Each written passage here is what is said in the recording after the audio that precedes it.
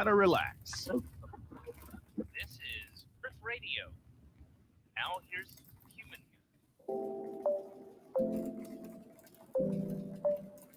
music. Human music. I like it.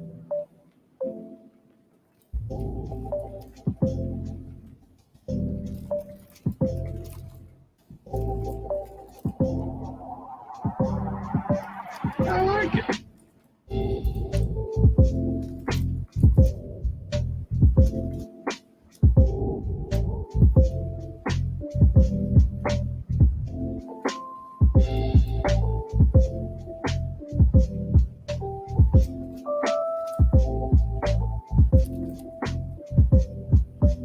I like it.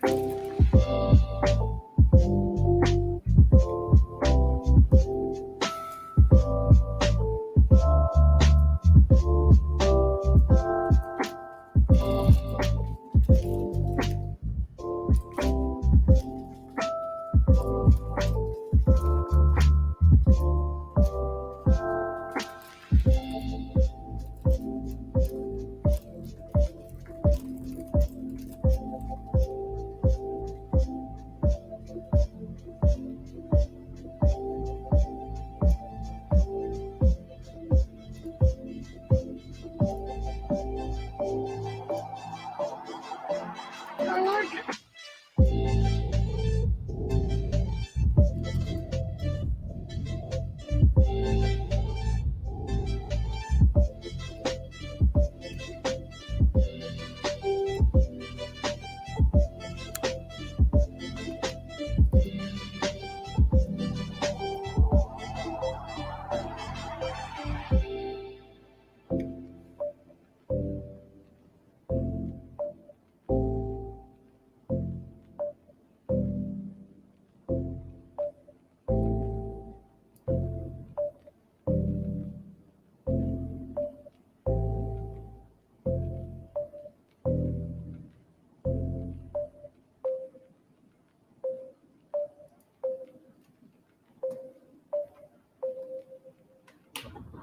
Gotta relax. This is Earth Radio. And now here's human music.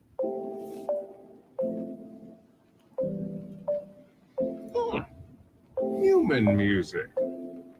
I like it.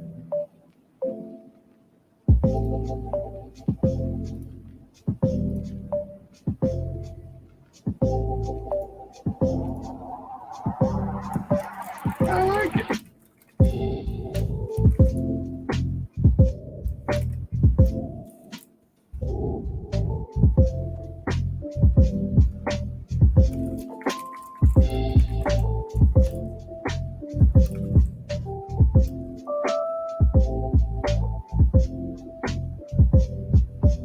I like it.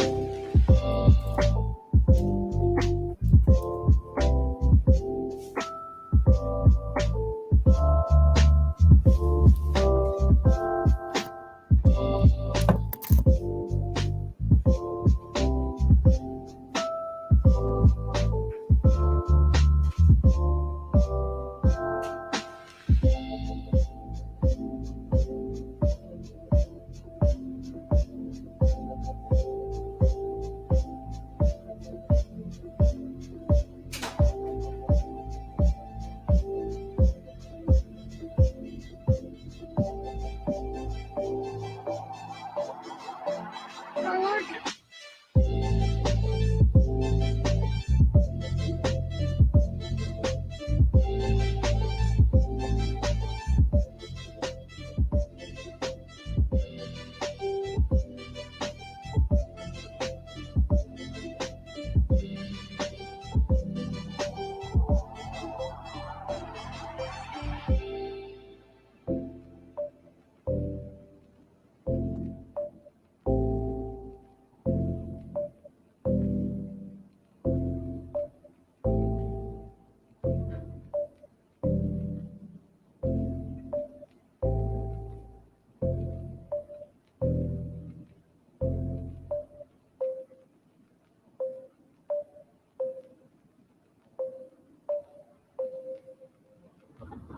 Gotta relax. This Radio. And now here's human music.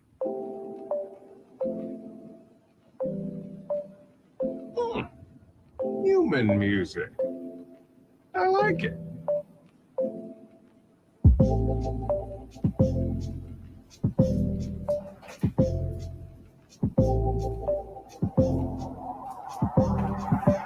I like it.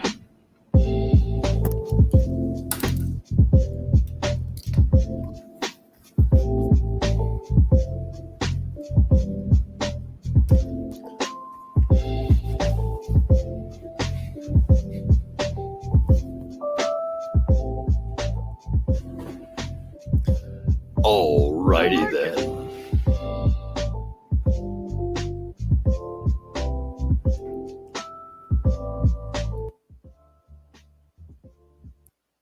Oh. There we go. I think we got this. I forgot to turn down my mic, so I don't know what the hell you guys were hearing before now.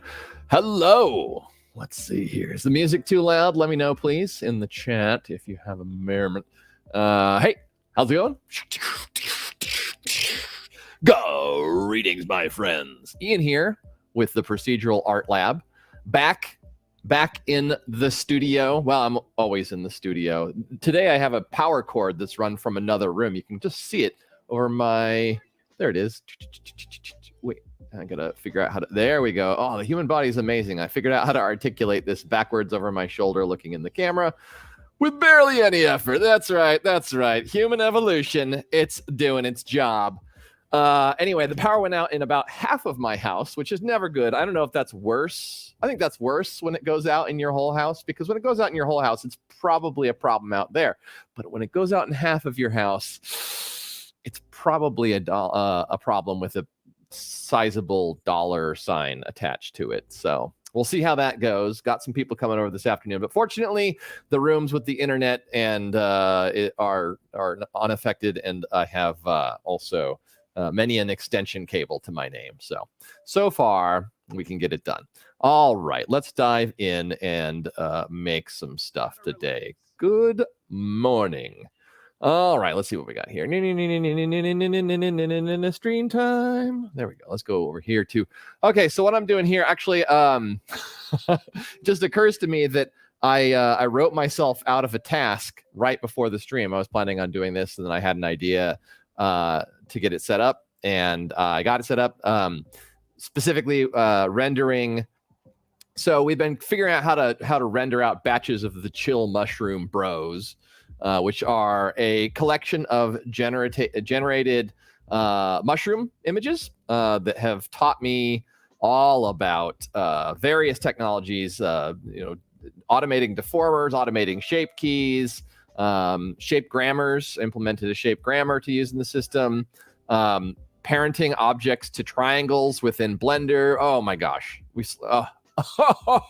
Automating to some extent substances, although it's a little difficult. They don't like to randomize yet, but we will see if we can get them to randomize in the future. So all kinds of fun stuff, all in service of building a system that can surprise us.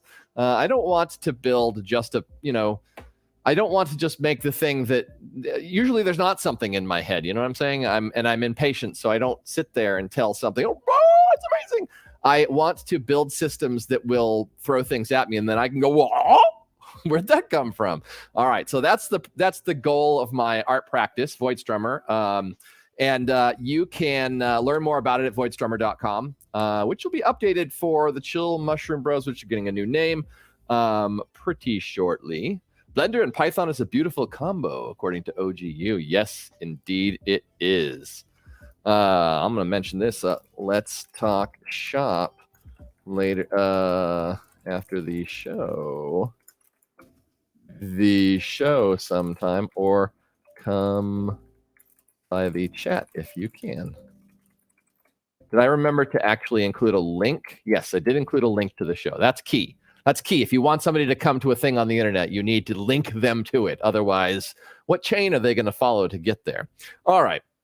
So I wrote this little script. I'll just take you on a little journey as to where we've been. So this is all the code for Chill Mushroom Bros right now. I've got a few utility scripts for resetting things in here.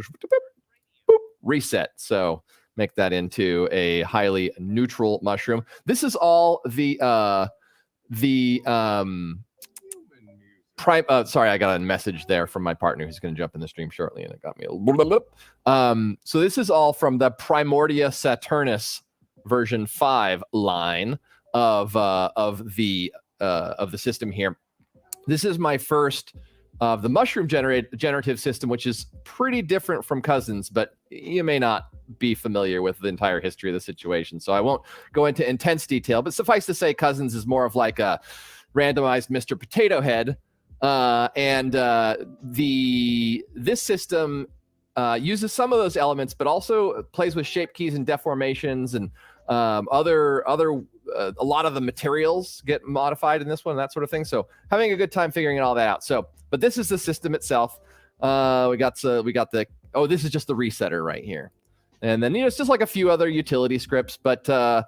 Here in Primordia 01, this is the genus Primordia, Saturnus referring to the rings in the mushroom's head, but you probably want to see one of those said mushrooms. So I'm going to go over here to the, what do we got? Intermediates? No. I need to go to samples. Samples, Primordia Generica was before I came up with Saturnus, so it's in the Generica directory.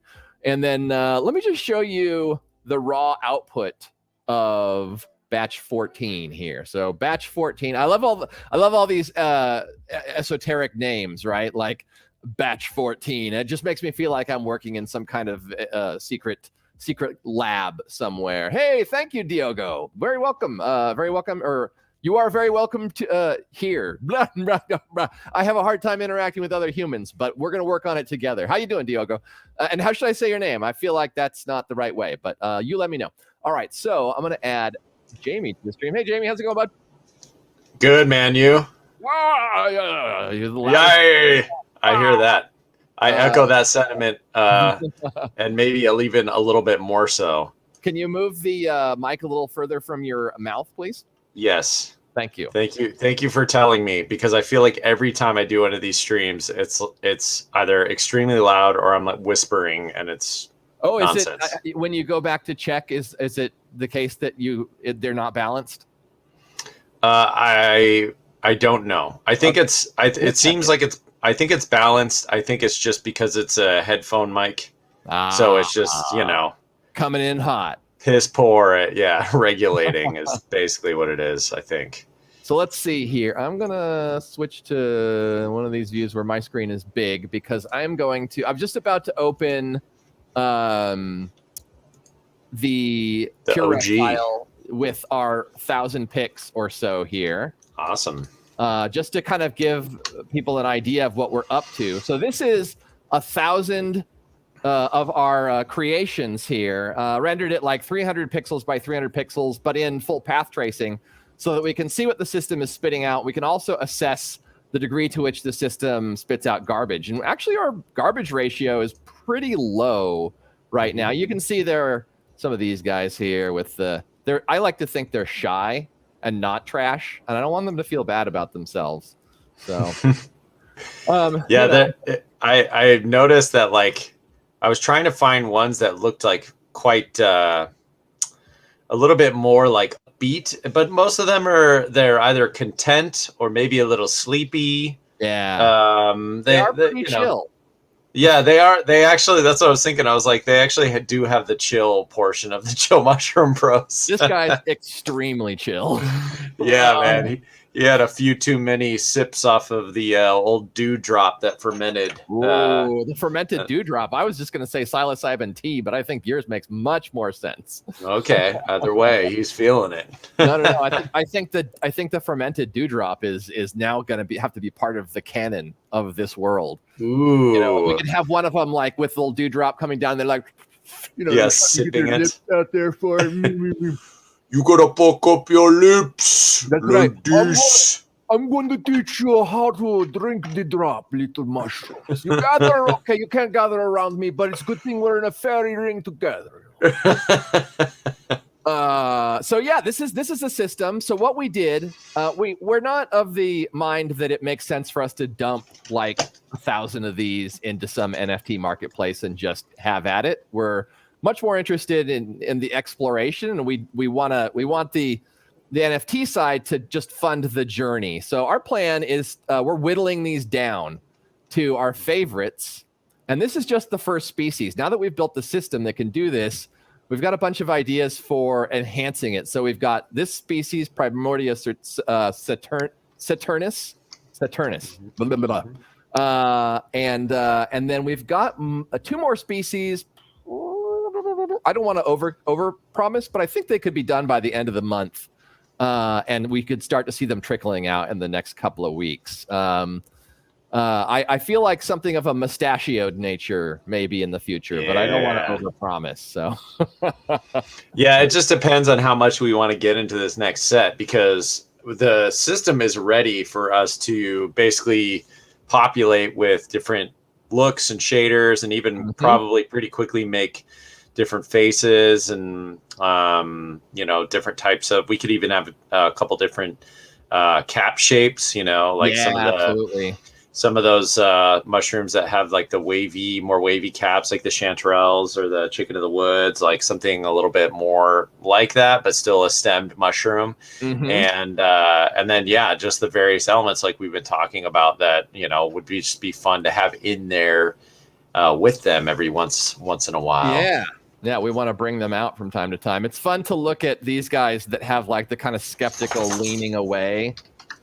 Going here. So one thing I'd like to do is one thing I want to address in the next system is a smarter way to create more diversity in the faces. So what we do right now, for the audience's sake, is we build faces more or less in whole. Oh, let's see. We got some comments here. 2 verbals. It is me, Voidstrummer/Ian/verbal processing, joined by my esteemed collaborator, Jamie McGow /Batman Pop-Tart /Colt and Clay /Slasher. Uncaptured Slasher from 1979.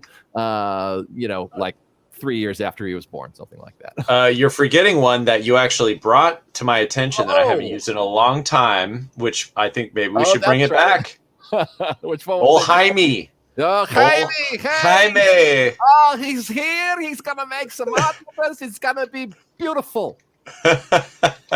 Thank you, sir. I'm happy to be here. Yeah, absolutely. So Alin asks, can't we just sell the system? Well, that's a question. I don't know if the system has any intrinsic value as a system for generating these. However, what the NFT space has shown us is that collectors value not only the works themselves, but the ephemera related to the works. And I guess the question would probably be the extent to which a collector would feel comfortable. Well, A, value the ability to generate more mushrooms, his or herself, themselves, and B, whether or not, from a collector that the perspective of a collector that also wants to seek an increase in value in their collection, whether there's going to be a market, consistent or reliable marketplace for the systems themselves. But it's certainly something we've discussed. My thought is that,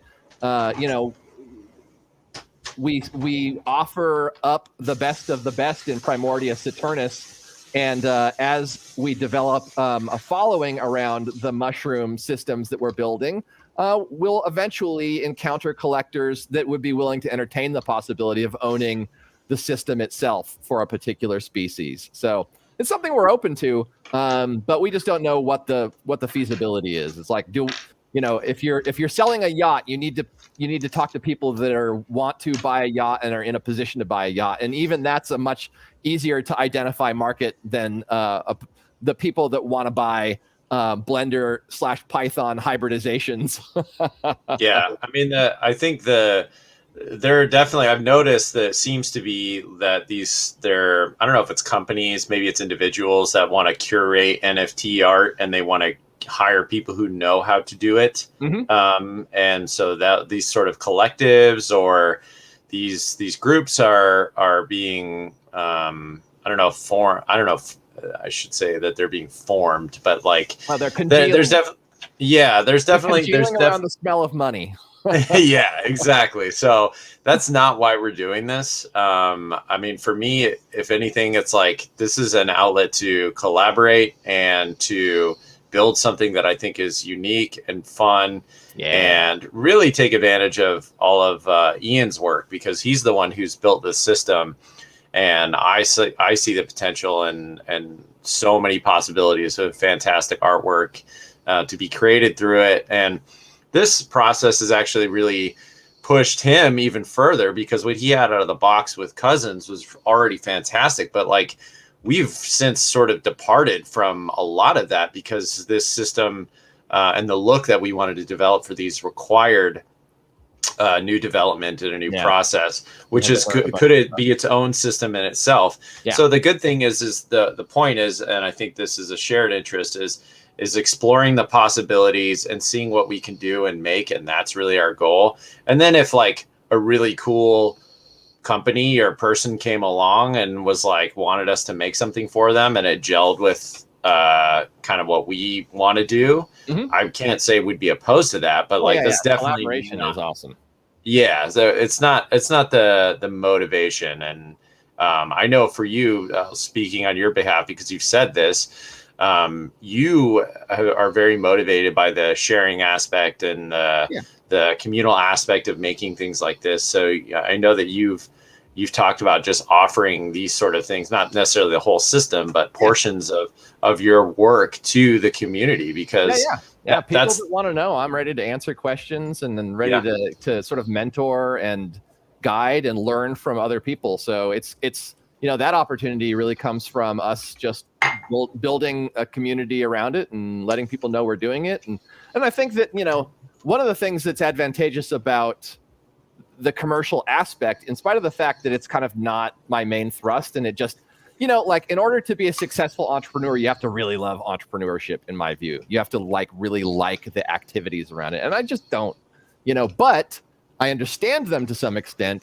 And if it motivates us, if it puts us in a position to sell the idea of the system and what we're doing, and the sell the idea of exploring, then that's a good thing, right? And that's worth the effort. And if along the way that means we help to fund it as well, then so much the better.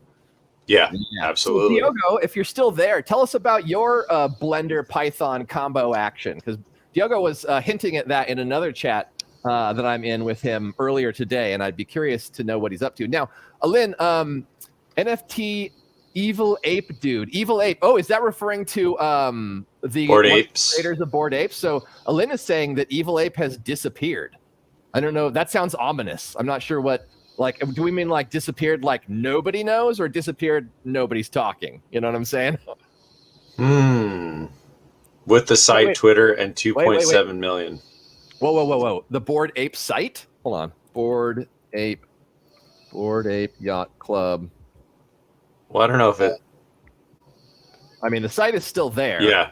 Well, she said Evil Ape, so maybe it isn't Bored Ape, but yeah, she said that. Oh, maybe it's a different project. Okay. Yeah. Yeah, that's. So I mean, maybe like people rugging.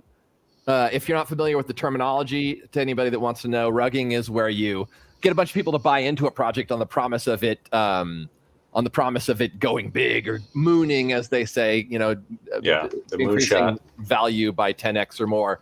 There's a lot of people that want to make those promises and just hightail it.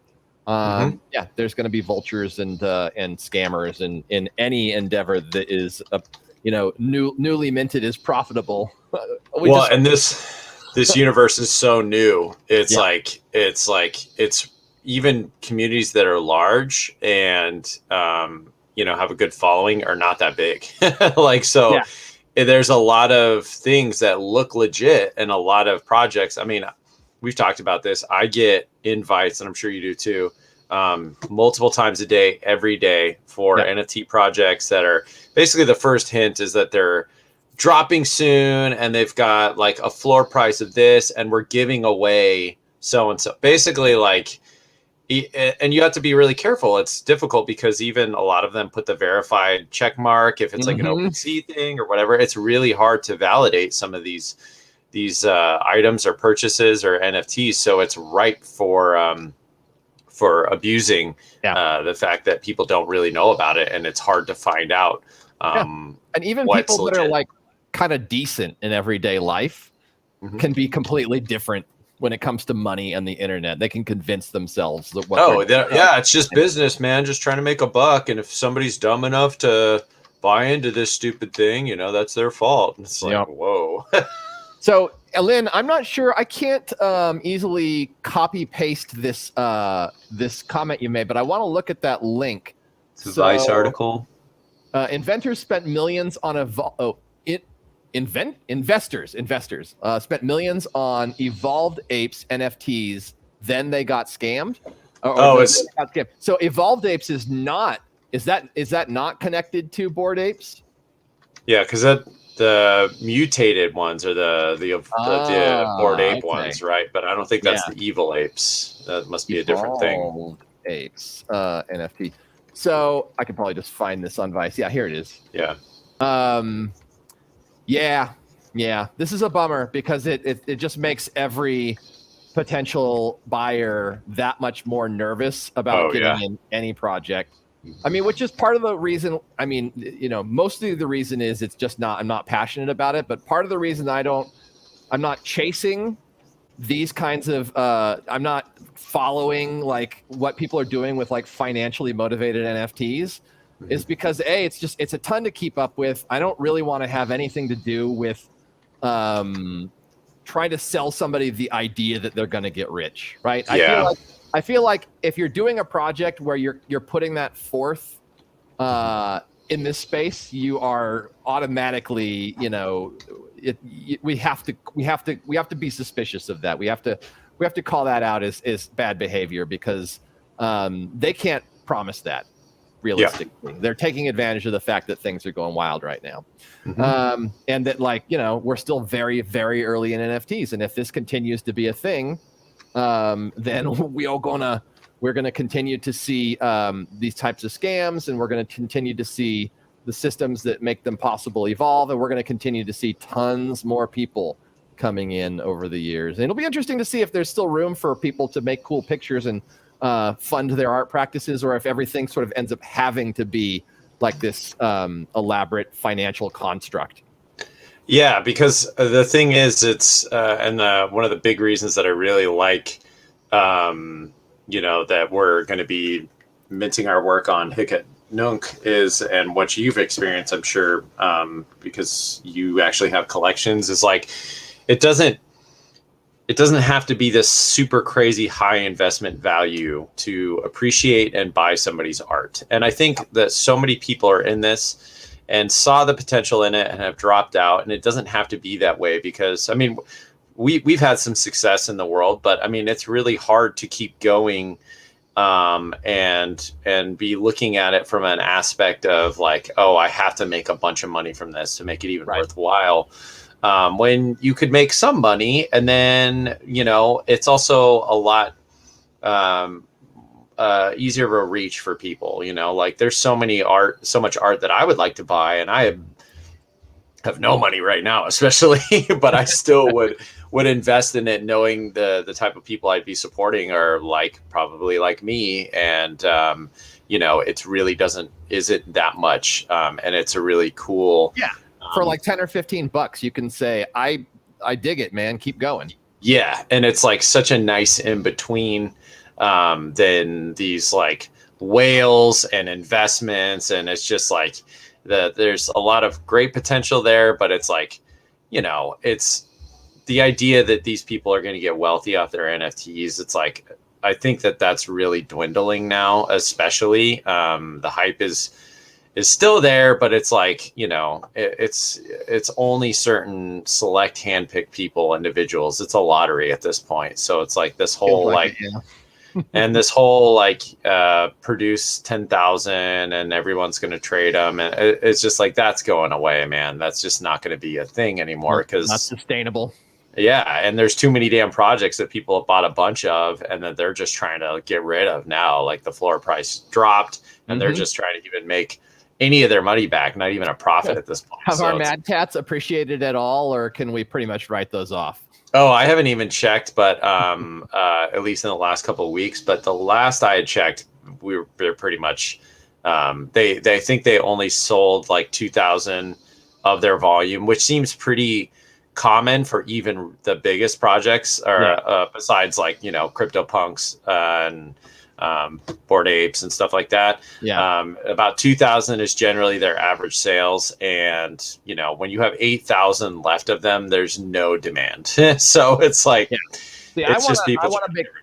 I want to do projects, and when I do projects, I want to offer a volume that I feel I can move. I don't want to be. We can generate as many of these as we want, but I'd rather generate a handful of ones that I am excited about. So Alin says she doesn't understand the system, and I'm gonna run through it real quick. So it's not it's full of principles, but if you're referring here to generating monsters and races for video game systems, so the systems still have to be pretty bespoke, and I'll explain what I mean by that. So let's see, this code is just pulling in like different libraries. Like I need some math functions. I need some random functions. This hooks me up to Blender. This section here is just setting up a bunch of like things that I'm going to use. Like I need a list of the axes for picking the axis of effect in several of the functions below. This is just a shortcut, just making it easier to access these two things because I'm using them constantly. And then in Blender, you can go ahead and use like this object model. You can traverse everything that's in the blend file by going either to the data section of BPY or the context portion of BPY, and you can just get all the stuff you need to work with. So here I'm grabbing the object that defines the cap and an origin point for deforming it. So if you're going to bend it, for example, if the origin is the middle, it bends around that point. But I don't really want to bend around that point. I want the bottom to be relatively stable. So I have an origin down at the bottom. But I can also rotate it so that it will cause different orientations of the bend to occur. So that's why I have that. And then these just grabbing the handles to the bend and the stretch deformers. The lattice is like a cage that goes around. In fact, I can just show the lattice more easily. Oh, you should go full screen on yours so they can see better. Thank you. Sure. Whoops, I went full screen on my view. All right, let's see here. Go to the full screen. It's interesting. There we go. We got it now. All right. So this is the lattice here. This thing is formed around the cap, and as this changes, it's like the liquefy brush in Photoshop or liquefy tool in Photoshop, or it's like a cage that as you pull the cage and everything in it sort of gets proportionally dragged in that direction. So you'll see here in a moment if I run the script, the cage moves around, it gets bent a little bit, gets distorted. Sometimes it gets pulled up higher. So as it gets taller, the cap gets taller. In fact, I can directly show this process. So let me go into edit mode for the cage. And I'm not 100% sure why it got gigantic. Hold on a second. Let's check that out. Oh, it's because when you go into edit mode, it goes and you are editing one of the shape keys. Dude, we should call in Discord sometime. My flipping mobile data is pukey or isn't good. All right. Well, yeah, we can get into a call. I'm going to continue anyway, though, just for anybody that be interested in here or in the future. Since it is about sharing how we're doing this and hopefully attracting other people that want to kind of help us figure it out together. So the shape keys are just different versions of the same mesh. So if you take the same mesh and you just move the points around, you can introduce that as a shape key, and then the system can blend between them. This is just built into Blender. So for instance, if I go out of edit mode here, if I go out of edit mode here, but I still have this lattice selected.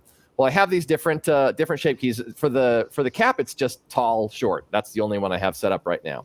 We're going to add more in the future. But as you see, as I adjust this, it blends toward the tall version. And I can go negative, and it just linear blends toward the short version. Okay. And I've basically got systems like that set up all over the place. So there's one for the stem. This one affects the cap and the gills, this top one here. And then the individual elements themselves also take advantage of shape keys. So I'll show you how that works. Just go into object mode and set this to, whoa, can't set it solid because we've got this I've got these, this is like a fog volume here. wonder if there's a way for me to make that not seen by default. I'm not too sure about that, but I'm just going to delete it for the moment for the sake of convenience. This circle used to control the eye direction, but I took that out for this version. We're going to see that come back in the future. Say hello to your dog for me when she wakes up, by the way, Batman. Oh, You're she's actually, I think, awake. She just, yeah, she's right here, and she either snores awake or snores asleep. It's like, and it's not always this way. Clock. Yeah. It sounds like she's trying to activate. Yeah, she is. It's just, yeah, she's pretty loud for especially right now. Like, I'm pretty used to it for the most part, which is why I didn't even notice what you're talking about initially. But this is a loud one. How was the car ride with her? How was the car ride, or how like how is she? Didn't you bring her out with you? I presume, or was she here boarded? Because you just came into town recently. I don't know. Yes, sorry. I'm like talking about that. I don't know. No, it's fine. No, I didn't know what context you were talking about. She's pretty good. She's pretty used to it because we go to Colorado every year for the holidays, so she kind of knows the deal. But yeah, she was not excited to be back in this apartment because my folks have a house that's a good deal larger than our little tiny apartment here. And so she was pretty uncomfortable and has been pretty uncomfortable because I'm not sure how much of it shows, but like my entire apartment is upended right now. So it's like, you know, a lot of dogs and animals are sensitive to like when you're packing a suitcase or something like that. So this is like, you know, times 10 because it's like the whole apartment is just like, you know, there's couches with just piles of crap going through. So just gotta, the fact that she's finding some comfort right now is actually a good thing. So good on her. Yeah. So, okay, but that's the basic idea. We have some shape keys. We have some lattices deforming things. We have some, the lattices are also getting deformed by, let me just turn this to something a little more neutral. Also getting deformed by these just simple, they're called simple deformers in Blender, but you know, bends and stretches. And I've set up ranges for everything in the code. So the way I sort of develop these is I'll go through a system and I'll look at every range of attributes, and then I will kind of run a bunch of tests, like spin out a bunch of options and say, okay, well, you know, I want to bring them down in height a little bit, and I'll just kind of fudge with and modify the ranges for all of the different parameters which can affect the final outcome until I feel like I've got variety, but within a vertical, you know, within a small range, because it's a species, right? And if you can't have a species that doesn't look like itself, and that's an interesting trade-off we've made at this point, or that I made at this point, is when we went the species route, it wasn't. I didn't think it far enough through, and then realized like, oh, okay, this really narrows the options, but it challenges us to develop looks that were sort of like within the natural variation of life, which is a fascinating challenge, right? Like, how can you change it enough that it has a sense of distinctiveness, but without it not seeming like it's the same creature anymore, the same flora. Bio. There's another term. I'm not sure that are mushrooms flora. Are mushrooms flora? Because I learned a different word. Mushrooms aren't really plants. They're a type of fungi that have plant-like form. It's a key distinction between mushrooms and plants is they both have cell walls, but the cell walls in mushrooms are made out of chitin, right? And that's just one of the basic building blocks of like your hair and your fingernails and most animal claws and other stabby bits of that nature. Whereas the cell walls of plants in that kingdom are made out of cellulose, right? So it's interesting. One of the reasons we have oil is because at one point in our history, there wasn't a microbiome. There wasn't any bacteria that could break down cellulose. And I think that also is true of like, there's another protein or another material that is involved in like wood-like plants, like trees, for example. But anyway, I'm getting off topic. The point is that stuff turned to oil, and I don't know about that process because it was already buried and sequestered away from those bacteria. Once they evolved, and they started eating the plants when they died, the Earth no longer produced oil because for that reason. So, and that was part of what makes it finite. It's like, well, wouldn't we have a continuously renewing supply of oil if over millions of years things were just constantly getting composted into oil? Well, that ain't the case, sadly. All right. This is really just the flower or fruit of the mushroom, reproductive, blah, blah, blah, blah, blah. I know that it's a fungi, not a bacteria. But I want not fauna either. There's a proper name for it, and I just can't remember it at the moment. I think it starts with a B, like biota. I think that biota is like flora, fauna, and other all living things. Like if you were to say the biota of an area, all those things would be in. You could throw them all in a big cube, and that would be a biomass, I guess. All right. Probably. Sounds right to me. Let's run with it. I'm gonna. Now that you pointed out my dog, I'm gonna get her to go lay on the couch because it's ridiculous. It's just escalating. Okay, I'll be right back.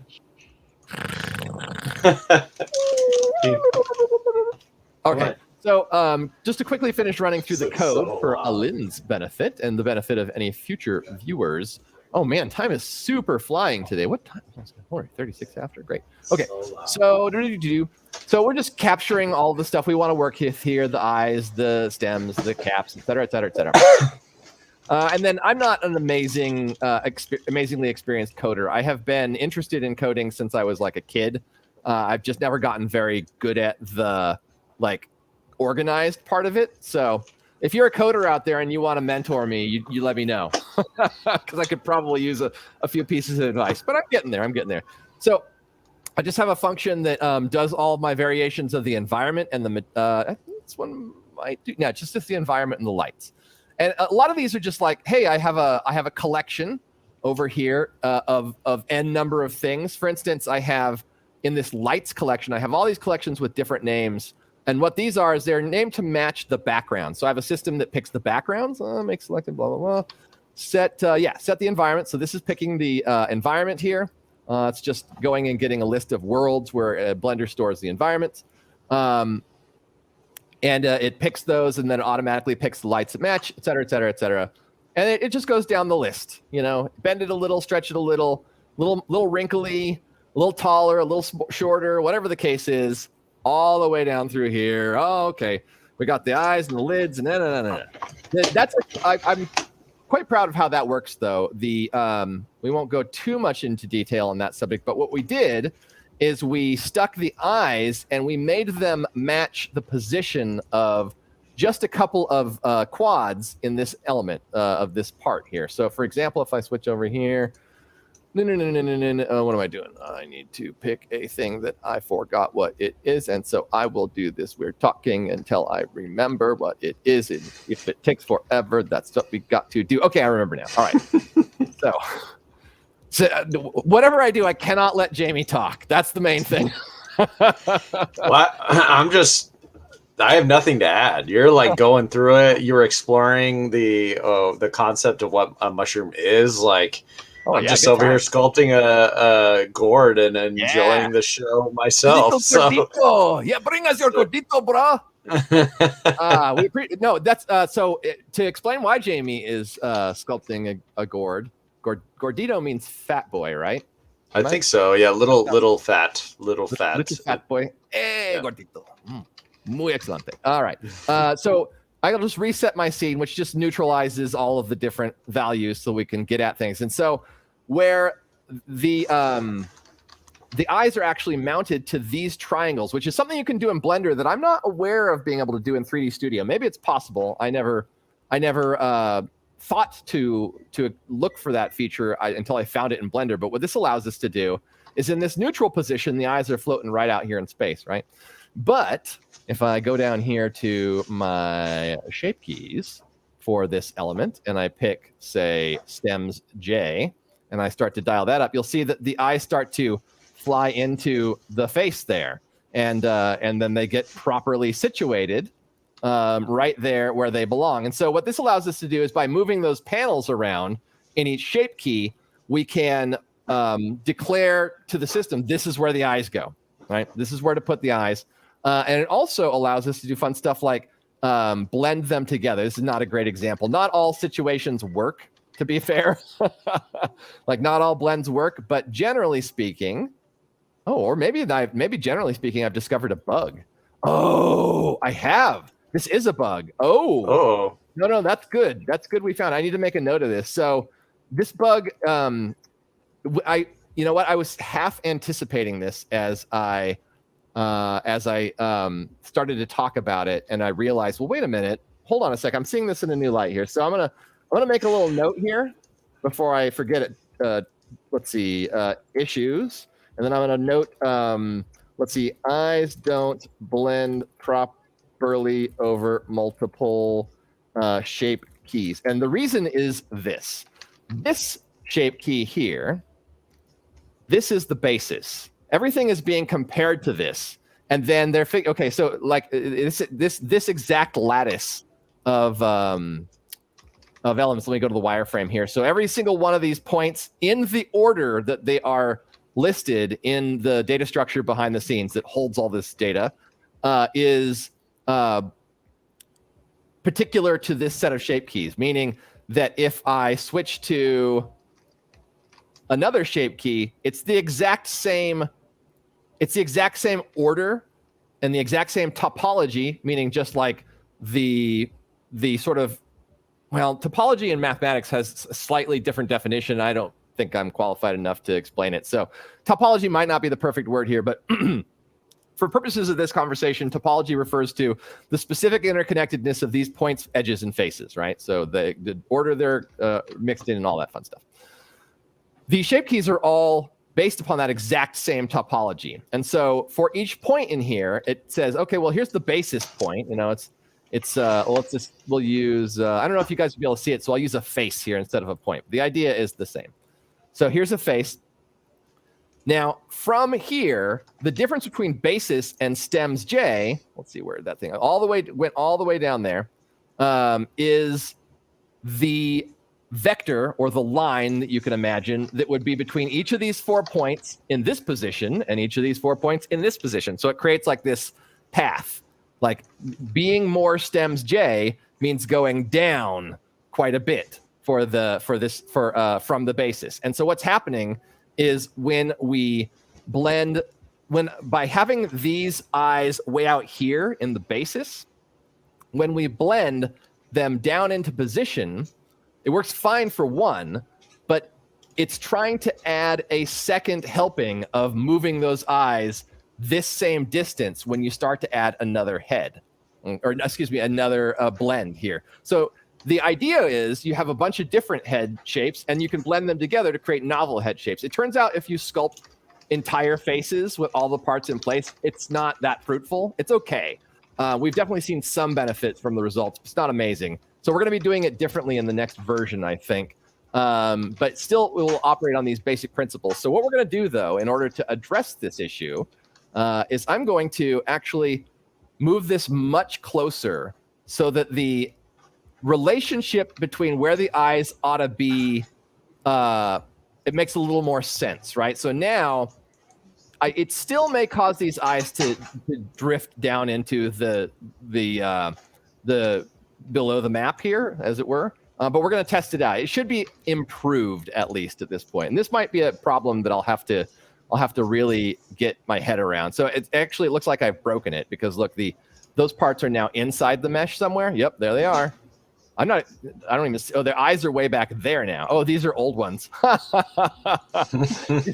These are like the lost vestiges of a prior tribe that was destroyed by conquistadors, and this is like one of their last artifacts, just buried in the ground. They were so close, but just not. They didn't make the cut. Yep. So I am going to have to solve this one. I'm gonna have to solve this one offline because I am really not sure what this might have to be solved in like the next iteration.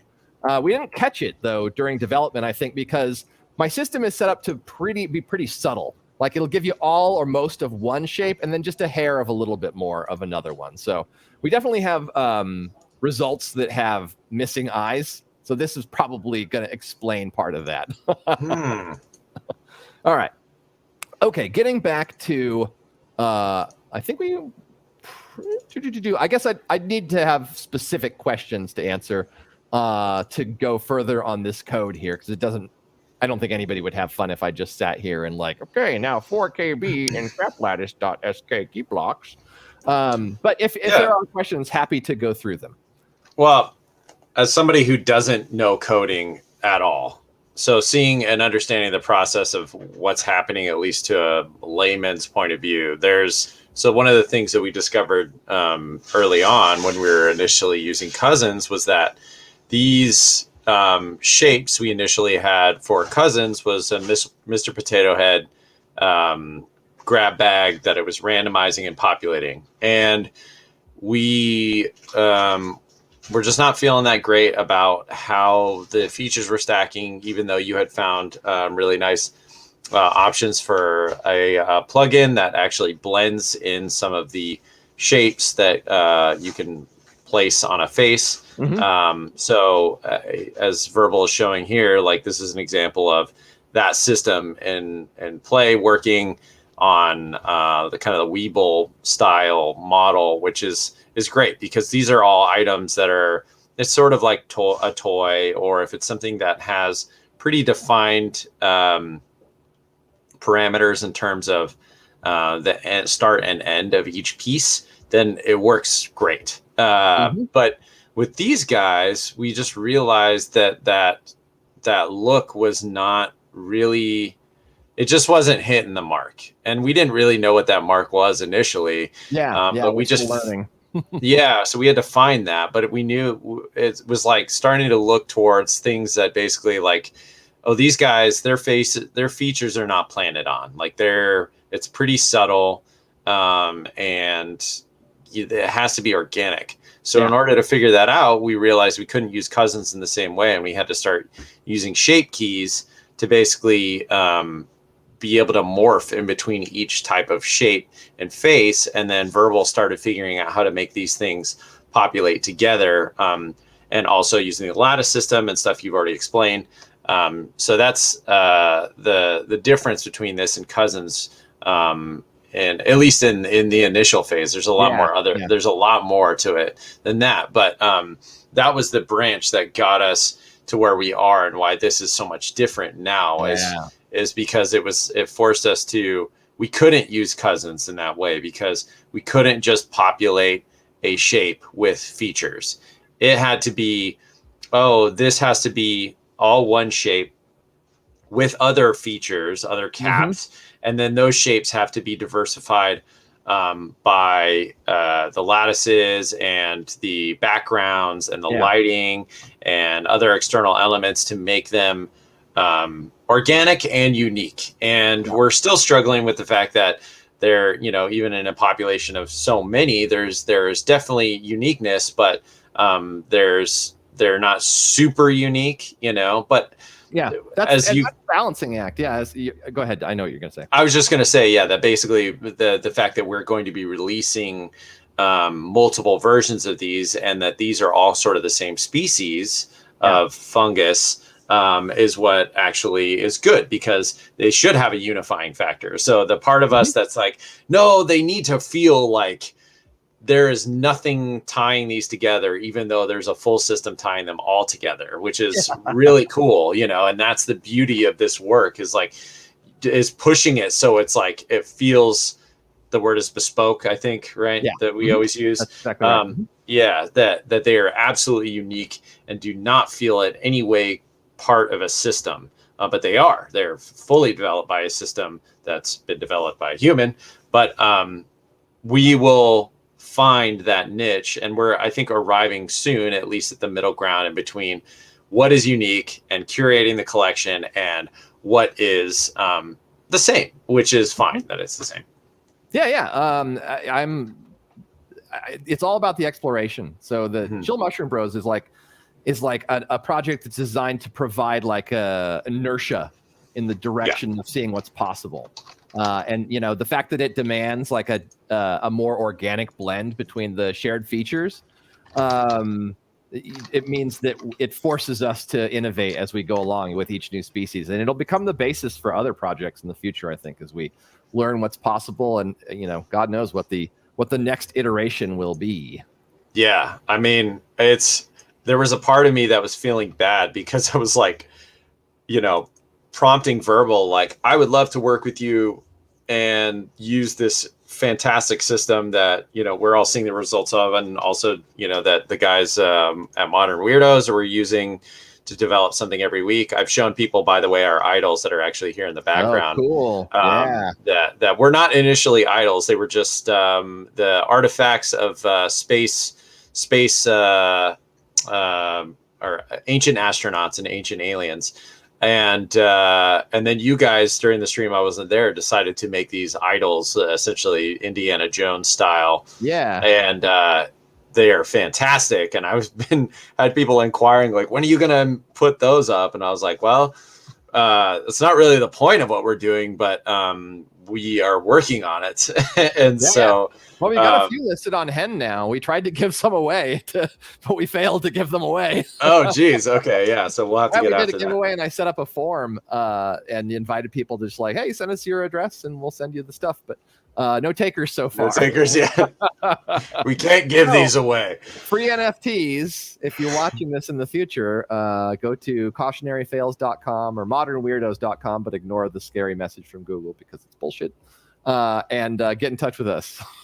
Yeah, I'll have to. I forgot that we had actually gotten some up there, so I'll have to send a couple of people that way. But anyway, so the whole point is that this system works and is, as you're seeing from the results of my background, minus my stupid desktop, that it is really cool, a really fantastic results. And these are all just, throwing the shaders on and creating a background and all that, and is actually much more simple than what Chill Mushroom Bros, or whatever we're going to be calling it, has become. We come up with a better name. Chill Mushroom Bros doesn't feel right to us anymore. Yeah, it was the impetus for the idea, but the idea has outgrown the initial, or the result has outgrown the initial idea. But all that to say I was getting at was, I was feeling bad that I was sort of drawing. I felt like initially I was drawing us away from what he had created, but then I was like, well, actually, I'm not drawing us away because we were needing to find the place where these looked cool,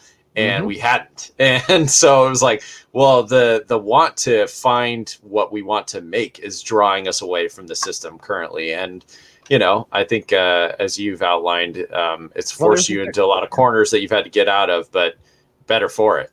Yeah. My take is that there's not a way, right? Yeah. The path is, we're carving the path as we go. Right. And so, I will always be easy to convince to go down the weird path.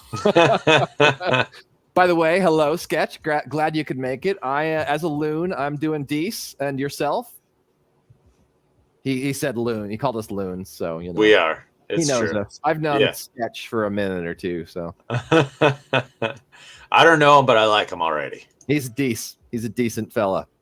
He's good people, as they say. So I kind of got a little distracted here working on our costume cronies, which we'll be working on live tomorrow at 10:30 a.m. Pacific on YouTube. On the Modern Weirdos channel. But you can just keep an eye on my Twitter if you're interested in checking that out. And I just thought it would be fun to. I've been trying to think of a way to have color in the system, but still make it possible for us to get through these in short order during the show. I haven't come up with a system yet, but now because it fits like talking while doing a thing. I'm filling them in now, and I got this really nice plugin add-on for Blender. I can't take credit for it, but it's really handy. Hold up a second. I'm gonna pick a few more colors, and I'm gonna show you all the different options that can easily be set to create these very simple studio setups without a ton of effort. Let's see here. Let's grab suit, and then I need to duplicate this. This is going to be suit. Crim and Sons. Yeah. There we go. Here we go. Oh yeah. I like it. And then let's this prop be a prop metal, right? Because it's but it became invisible, so that's a problem. That might be that's an opportunity for us to test out the lighting here. So let's go to let's see, we need to go to the World tab in the Properties panel of Blender here, and then this is called Pro Lighting Studio. I love everything about it except for the stupid icon they put here. Sorry, no offense to the creator of the system. I just think that something simpler would be easier and more appropriate. I don't know. I don't like him staring at me. He's not a bad little guy. I just don't like him staring at me. Here, I'll switch. This isn't? Yeah, I was gonna. Sorry, I'm learning. So hold up. I'm gonna turn off my cam source here. There we go. Was it 2 of those? Okay. Anyway, so yeah, it's just I'm just complaining about this little head. I really no reason to be complaining. But okay, let's check this out. This is a great system. It's a little bit of a hassle. Well, I don't want to call it hassle to install. You have to read the instructions to install it. I think it's like $35. Oh, nice. I was going to say, how much is the plugin? I started to build a similar system. Remember my random lighting script? Mm-hmm. That was, the idea was that could turn into something like this eventually. But this fine creator has done the work for me. So check this out. We've got a bunch of presets here. We've got vehicle setups, object setups, and character setups. And then I have these, I can enable each of these categories here. So for instance, here's lighting setups. And then to change the overall lighting, and I'm going to change my layout a little bit so you guys can see what's going on in the scene when I do this. So you can specify a subject, and which is really handy because I get these in here at all kinds of different scales. Oh yeah, it would be impossible to set up generic lighting without having a good target and scale. Yeah. So it detects the size of your target. Nice. And then it scales all the lighting appropriately, and it provides controls to adjust all of the lighting at the same time. So I can go through here and just start cycling through different lighting setups. And I think these are just named after the people that contribute them. But this has got like that flashlight in the dark quality to it by Terry R. I wish they had named these not stupidly. Like the people's names, great. You get credit for your lighting setup, but it doesn't benefit the consumer to have to remember that I want could you put the Terry R lighting on it? Yeah. No, I meant Paolo R. Sorry, Paolo R. Yeah. It's a bit much. You can't change the names? I could probably get in there and figure out where to do it. But triple clicking, because in Blender, I love it. It's not double click to rename, it is a triple click. Well, it's okay. What I found is it's double click unless your scene is fucked up and too heavy. Because I'm double clicking now here, and no way. Yeah. But it's triple click in like Cousins, where the scene is crammed with data. Oh, mine always. I just learned. I think it was like sort of occasionally 1, 2, but usually 1, 2, 3. Gotcha. Maybe that had something to do with your former potato station that you were working on. Yeah, totally. So this is just a really handy tool, and it's not just lights too. So I can get in here and I can toggle this background off and on, and it has a background color. It has a bunch of built-in materials to quickly develop a few different looks. It's not necessarily to get your final piece out, at least not in the case of what I'm doing. The purpose is for you to quickly get a reasonably presentable piece of work, and that has been really excellent. Ooh, here's rain. So I just installed this morning. I've had it for ages, but I didn't. It was a hassle to install previously, and I kind of got distracted from it. But it's been well worth coming back to. See, yeah, it looks cool. I don't see the texture at all on this. Is it? Maybe I need to scale it differently. Oh, it was okay. Scaling it up caused more of them to appear, I think. Yeah, that's what it is. So for some reason, the texture scale, 500% texture scale, I would assume it zooms it out instead of zooming it in is the issue. When I scale something up, I expect to get closer to it effectively. Well, let me just tell you why you're wrong. Yeah, please. I don't know, but you are. So in this instance, you definitely are, because that is what they made this to do. So damn. There you go. I think the texture scale just isn't tied into the subject scale. That is really interesting, though. Yeah. I like why you gotta decide one way or the other, whichever way it's gonna go. Let's see here. Yeah. Oh, I guess, is it tiling a pattern? So maybe scaling it up is actually making it more, Yeah, making exactly. more tiles. So that's what it's That doing. makes sense. Mhm. Okay. Mhm. It does the same thing in Substance Designer as well. So it's Mhm. and then we've got reflections, which actually just creates like an environment to reflect in the lights, to reflect on the floor if it's reflective, that kind of thing. Anyway, so this is a neat little tool. Nothing to do with stuff I've made, but I think it's really handy. I'm going to be using it for our presentations on Modern Weirdos more often because it just quickly gets looking nice. And I won't have to beg Spicer to send me something at the last minute. Yeah, I know. I was thinking about last time because I was over at your place, but I was like, I have just one of our lighting setups just from Modern Weirdos that I think is probably the same scale as the current one. That I was like, oh, if I had that, I had never thought of just sending that over because it was like, well, there's just lights in there and they're gonna look okay. Like, yeah, I've been meaning to improve on I've been meaning to put a system like this together for the show anyway for ages, and so this saves us the trouble. And I wouldn't have discovered this if somebody else gave it to me or gave me a system. So this has worked out a-okay.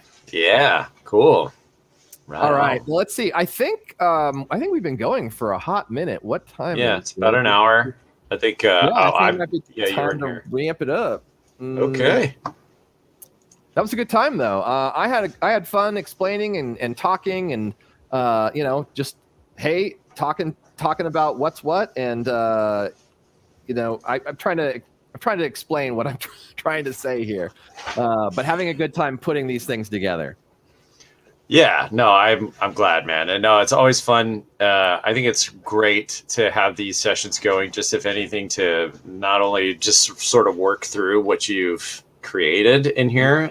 It's great for us to share what we're doing, although it's very difficult to share too much in an hour, but just because we're not doing the same kind of system. So if you want to actually see this system in at least the baseline cousins in working order, check us out tomorrow. We'll be streaming at 11 Central, I believe that's right. Yeah, no, 10:30 Pacific, 10:30 Mountain, or excuse me, 11:30 Mountain, 12:30 Central. 11:30. Okay, got it. See, I'll never get it right ever. But you'll see the system in work. But these ones on Wednesdays are really great because it allows us to share a little bit more about this project, and especially you to get in the bones of how it all works, because the Thursday one is just a show. It's a creation show, and just people get upset if I talk too much. Yeah, well, I mean, it's just but it's just fun. No, yeah, it's just a different kind of thing because we're showing off the system, not explaining it. Yeah, it's we're not showing how the system works. So I'm sure this will develop more, but it'll be cool because probably in the next week, I think we will be trying to put our first batch up, if not maybe even the next couple of days, depending on how things go. So. Yeah. Of these, whatever they're going to be called for now, Chill Mushroom Bros, but probably something different. And we'll be running through them next week this time and sharing the results of what we've created, and hopefully some little teasers for the next batch. The next batch. Yeah. All right. Hey, I'm getting behind these colors now. I gotta get this working in our main system because it's so much more fun when that is so cool. Yeah, these lights are better now, and between the lights and just getting a few colors in here, they're coming to life. I gotta put some of these to the board. Well, it only makes sense for us to set up more. I mean, honestly, that should have been on the rest of us to do that, since you did create the entire system besides this. So like the fact that we're like at the end of it, like basically kicking back and like, all right, populate it all is kind of crappy. So we appreciate you putting this all together to make it look even better. I'm not holding my breath for anybody else to jump in. We're not the best I'm at happy it. to have somebody using the tools. You know what I mean? Like at the end of the day, it's asking a lot to get an artist, a capable and talented artist, to spend time. Their time is valuable. They've built value around their time. So just to have people spending time working with the tools I've created, I think is pretty awesome, and I'm pretty grateful just that that there's an interest in seeing what's possible to make out of them. I never feel like taken advantage of, because I know that the payoff to me is significant in the form of every week I get new input to add to the system, and it helps me to develop the next incarnation. It's very kind of you, because the truth is, if you were just like a programmer, that would be, pretty acceptable. You're like, oh, there's a trade-off here. But because you're such an incredibly abled artist, which is an understatement, is what makes it that much more tough for that to be a pill to swallow as an excuse of why we have not contributed our portion. But all the same, it is appreciated. You be the cheerleader for you. If you lead that charge, I will be ready for you when you guys arrive. All right, I will try and do better at that. But this has been fun, man. Yeah. Ladies and gentlemen, boys and girls, children of all ages, this has been Ian with Voidstrummer. Voidstrummer.com is where you can find out what else I'm up to in the procedural art space, where I'm going to be doing it, and if you're interested in owning any of these pieces as NFTs, eventually they will all be available there. Right now, you can get cousins there. In fact, I'll just give you guys a little brief view of what we've got going. Coming soon is the new mushroom system. So this is actually our first generation of mushrooms, and I think this version of the system is going to make a reappearance at some point, because there's a lot to like about these guys. But Chill Mushroom Bros is evolving, getting added. This is the cousin system. So if you want to pick up a cousin, you can go to the gallery and you can find one of the very few that are left available. Actually, this one has been sold since I last updated. This one has been sold. This one, somebody is Tez Tools, the fellow that writes all of the automation tools for Hen, picked this guy up and is relisted him for 30. So I really hope he sells. I'm excited about that. I hope that awesome. Gets picked up. And this is also one of my favorites. So I'm glad somebody that's a big part of the Hen community picked it up and is helping to make it part of somebody else's experience. I appreciate that. But yeah, this is where you can find out more. What about yourself, Jamie? You can find me at my art station is just my name, Jaime McGough, McGough, which I keep thinking I should just change to Batman Pop-Tart, because that's just so much. That's why I had it as my website name. It's like trying to get people to spell my name, Jaime McGough. It's like, good luck. But you can find my work there. But mostly I just like to point back to what we're doing, because that's what really motivates me and what I'm truly proud of, just being a part of this and the new stuff that we're creating all the time. And so just check out our website at modernweirdos.com and check out Ian at voidstrummer.com and all the other fun stuff that we're going to be updating you with soon. Awesome. Thanks very much, everybody. Have a wonderful day.